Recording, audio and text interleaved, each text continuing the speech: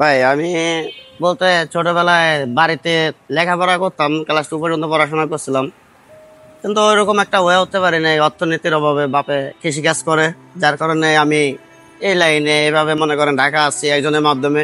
পরে কাকার কাছে আইসা এইভাবে কাজ শিখলাম, ঢুকাইয়া দিলে এই লাইনে জারো জোরো ও বোঝেনি তো ওস্তাদেরা যেভাবে ইয়া করে, অনেক কষ্টে আর কি এই লাইনে আইছি। এটা শুরু করার আগে বুঝতাম ওইভাবে যে কষ্ট ওইভাবে করতে করতে হয়তো এক সময় হবে, কারণ একটা হাতের কাজ, যার কারণে এই কাজ আমার শিখা আর কি। হাতের কাজ শিখছি আলহামদুলিল্লাহ, এখন আস্তে আস্তে শিখা গেছি, কাজ করতেছি, মোটামুটি একটা পরিবর্তনে আছি আর কি। আগে তো আমার মনে করেন কিছুই ছিল না, বাড়িতে ঘরটাও পর্যন্ত ছিল না, এমন পরিস্থিতি ছিল আমাদের। ভাই এটা তো থাকে আলাদা ভাবে, কেউ মনে করে যে ওই উপর লেভেলে যাবে বা হাতের কাজ শিখলে আছে না, অনেকেই তো অনেক রকম আছে। আবার অনেকে আমার হেল্প করছে, যেরকম অনেক গাড়ি ঘুরি মুইসা এইভাবে টাকা পয়সা ইনকাম করে দেখা যায় খাবার টাকা দিছি, চলছি এইভাবে এইভাবে একটা করে এখন লাইনে আছে মোটামুটি আলহামদুলিল্লাহ। মোটামুটি কি এখন একটু ভালো লাইনে আছে আর কি। ভাই এরকম তো হয়েছিল অনেক সময়, দেখা যায় কি কাজ কাম করে টাকা পয়সা নাই, 5 টাকা 10 টাকা করে গাড়ি মুছছি, ওইগুলো দিয়ে খাবার টাকা দিছি, নিজে খরচ করছি, চলছি।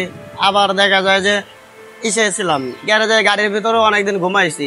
আর এখন তো বর্তমানে কোথায় থাকি দেখলেনি, আমি গ্যারেজের দোতলায় এখনো থাকি। এখনো যে পরিবর্তন হয়েছি, তারপরে একটা ভালোবাসা না, একটা ভালো থাকার জায়গা না, এভাবেই কষ্ট করতে আছি, যদি আল্লাহ একটা দিকে পরিস্থিতিতে আগায় আর কি। তারপরে আলহামদুলিল্লাহ এখন আমি বলি যে অনেক ভালো আছি আর কি। ভাই কষ্টের দিন মনে আছে ভাই, সেই সময় অনেক মানে 2012 সালের দিকে, ওই সময় আমি মোটামুটি কাজ শিখা হচ্ছে, বেতন বেশি একটা পাইতাম না, ফ্যামিলির দিকে অনেক চাপ, কষ্টকর, ফ্যামিলির তো দিতে হয়, বাবা তো কৃষিকাজ করে। এখন আমিও চলে, আমি তো বড় ছেলে বাপের, বোন আমার অনেকগুলা, 5টা 6টা বোন, আমরা 2টা ভাই, ছোট একটা ভাই আছে মাদ্রাসায় পড়ে, পরে পড়াইতেছিলাম। আর এইভাবে আমি খাবার টাকা দিয়া গাড়ি মুছা, বেতন 2-3 হাজার টাকা এগুলা দিয়া মোটামুটি করে মানে বেতনের টাকাটা বাড়িতে পাঠাতাম। আর গাড়ি মুছা ওই ড্রাইভারদের বসি মসি সেটা ওটা মিলাই আমার জীবিকা নির্ভর করতাম আর কি। ভাই বলতে গেলে 2টা ঈদ গেছে পরাপর, 2টা ঈদের ভেতরে শুধু একটা পেন কিনছি 500 টাকা দিয়া।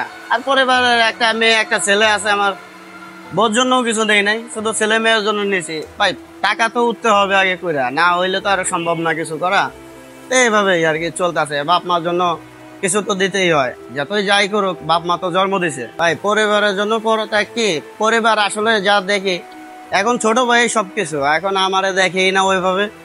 আমি এখন মনে করেন তারপরেও বাবা মারে তো আর ফেলানো যায় না, বাপ মারে দেয় রাখি, কিন্তু যে ভাই বোনের জন্য এত কিছু করলাম, সেই ভাই বোন এখন মনে করেন আমার সাথে মোটামুটি গোটা বিচ্ছিন্ন ভাবে চলাফেরা করে। এখন আমি নিজের মতনই মনে করেন যে চলাফেরা, কাজ কাম করে, অর্থ উপার্জন করে এখন দিতে পারলে, মানে একটা কথা কি, সবাই দিতে পারলে ভালো, না দিতে পারলে এক কথাই শেষ। ভাই ওইটা নিয়ে এই করে না, কিন্তু অনেক সময় দেখা যায় যে যে পরিবেশে আমাদের, সাধারণত এই পরিবেশে কোথাও যাওয়া যায় না। এখানে কোথাও একজন বন্ধু বান্ধব বা ভাই বেড়াদারা আসলে, একজন মহাজন আসলে, তাদের সাথে কথা বলতে গেলেও কষ্ট হয়। যে কি পরিবেশ আসলে ওইভাবে কেউ ছোট করে দেখে না, তারপরেও নিজের কাছে একটু ছোট মনে হয়। ভাই আমার জীবনের স্বপ্ন হচ্ছে, ইচ্ছা আছে যে 2টা ছেলে মেয়ে মাদ্রাসায় পড়াশোনা করে ভালো লাইনে নিব, এইটাই আমার স্বপ্ন সবচেয়ে বড়। এছাড়া আর বেশি স্বপ্ন বলতে একটা গ্যারেজ যদি দিতে পারি, ওটা আল্লাহর কাছে আশা করি আর কি। এখনো নিশ্চয়তা ভাবে বলতেছি না, কারণ এত ব্যয়বহুল খরচ সম্ভব হয়ে ওঠে না। এখন চেষ্টা করতেছি যতটুকু নিয়ে যায় আল্লাহ আর কি। আমার নাম আব্দুর রহমান আর কি, আমার দেশের বাড়ি রাজবাড়ি, ফরিদপুর রাজবাড়ি, দেখা এখানে আছে। ভাই যদি দেখা যায় যে দরিদ্র ফ্যামিলি আছে, আমি বলি যে পড়াশোনা যারা করতে পারে তো করাইতে পারলে ভালো, আর যদি না পারে তাহলে মনে করেন এইটা মোটর মেকানিক্স লাইনে যদি দেওয়া দেয়, দেখা যায় সিএনজির কাম, হুন্ডা বাইকের কাম, প্রাইভেট কারের কাম, হাতের কাজগুলো শিখে রাখলে এদের কোনো ফালানো নাই, মানে অবহেলা নাই। হাতের কাজ শিখে রাখলে সব জায়গায় চলতে পারবে। আমি মাসিক খাবার খাই 3 বেলা, 4,500 টাকা মাসে। আর এমনিতে বেতন টেতন পাই 10,000 টাকা বেতন এখন বর্তমানে। আর ম্যানেজার বলতে যে কাজ কাম করে কিছু বকশিস টকশিস পাই, এইগুলা দিয়া ফ্যামিলির খরচের আর কি 5-7 হাজার টাকা যা পারি ওইভাবে পাঠাই। ভাই আমি মাসিক খাবার খাই 3 বেলা, 4,500 টাকা মাসে। আর এমনিতে বেতন টেতন পাই 10,000 টাকা বেতন এখন বর্তমানে। আর ম্যানেজার বলতে যে কাজ কাম করে কিছু বকশিস টকশিস পাই, এইগুলো দিন তো মেসে খাই নাই ওইভাবে, কিন্তু ফ্যামিলি বাসা, যার ফ্যামিলি বাসা খাইছি, ওই দেখা যায় 3,000 টাকা। প্রথম তো শুরু করছিলাম 2,000-1,500 টাকা দিয়ে, এখন খাই 4,500 টাকা। এভাবে চলতেছে। জিনিসপাতির দাম কম আছিল, এখন যেহেতু বেশি, একটু বেশি লাগে, 100-150 টাকা 200 টাকার নিচে কোনো খাবার হয় না আর কি।